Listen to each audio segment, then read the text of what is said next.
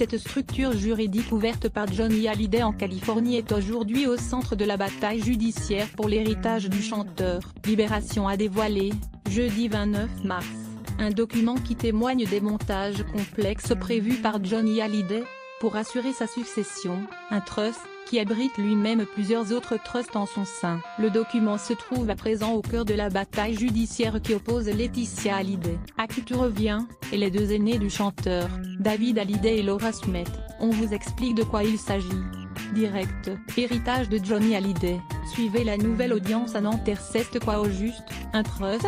Une structure juridique venue de l'étranger. Un trust est l'ensemble des relations juridiques créées dans le droit d'un État autre que la France par une personne qui a la qualité de constituant, par acte entre vifs ou à cause de mort, en vue d'y placer des biens ou droits, sous le contrôle d'un administrateur, dans l'intérêt d'un ou de plusieurs bénéficiaires ou pour la réalisation d'un objectif déterminé, selon la définition du Code général des impôts. Une relation de confiance.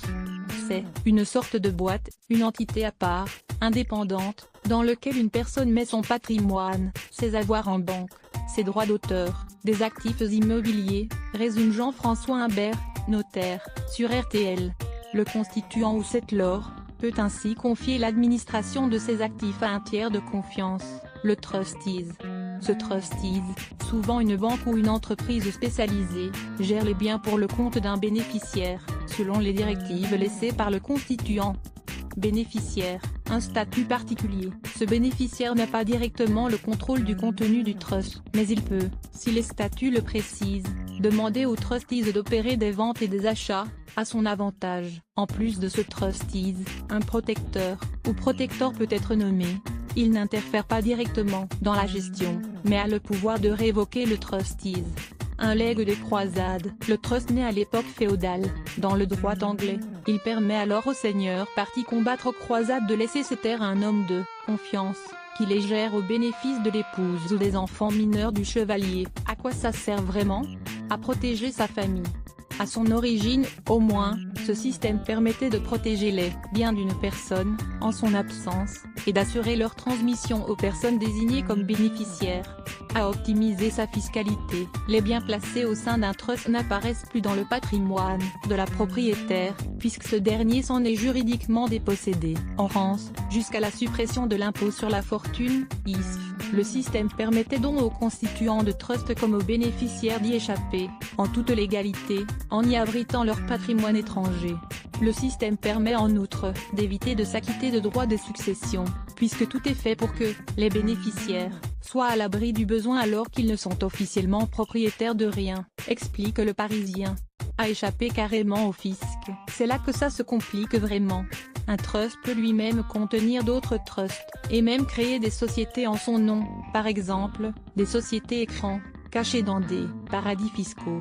Il peut donc très vite devenir opaque pour l'administration fiscale, qui n'a pas les moyens de suivre tous les détails du montage financier, ajoute Le Parisien. Souvenez-vous, dans l'affaire des Paradise Papers, le cabinet Appleby s'était spécialisé dans ce type de montage pour ses clients fortunés, et le trust Hallyday, dans tout ça, il rassemble presque tout ce qu'il possède. Le trust constitué par Johnny Hallyday le 11 juillet 2014 a été baptisé JPS Trust, pour des Jean-Philippe Smith. La structure domiciliée en Californie, États-Unis, regroupe tout ce qu'il possède, à l'exception notable des biens immobiliers situés en France.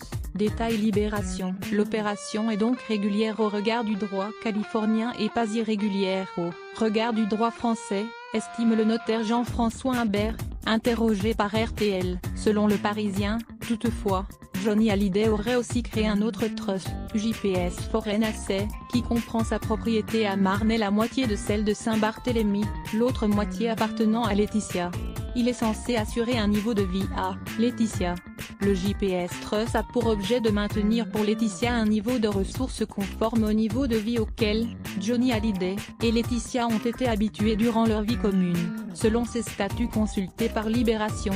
Quitte à puiser dans le patrimoine, les documents consultés par le quotidien confirment sa veuve Laetitia communique bénéficiaire du patrimoine artistique et immobilier laissé par le chanteur et précise même que le trustee devra subvenir aux besoins de Laetitia, par des versements échelonnés au moins une fois par mois. Il abrite d'autres trusts. C'est un entrelac complexe que décrit Libération. À l'intérieur du JPS Trust, le quotidien a d'abord découvert un Credit Trust, dont l'objet est de solder les frais de succession au décès du chanteur, droits d'héritage, obsèques et éventuelles taxes. Un autre, nommé Marital Trust, a pour but d'assurer le train de vie de Laetitia Hallyday. Un futur trust est aussi attribué par anticipation à chacune des deux filles du couple, Jade et Joy, afin de financer leur éducation, scolaire, artistique et autres. Histoire de complexifier l'ensemble, poursuit Libé, sont prévus d'autres trusts distincts, dans lesquels pourront être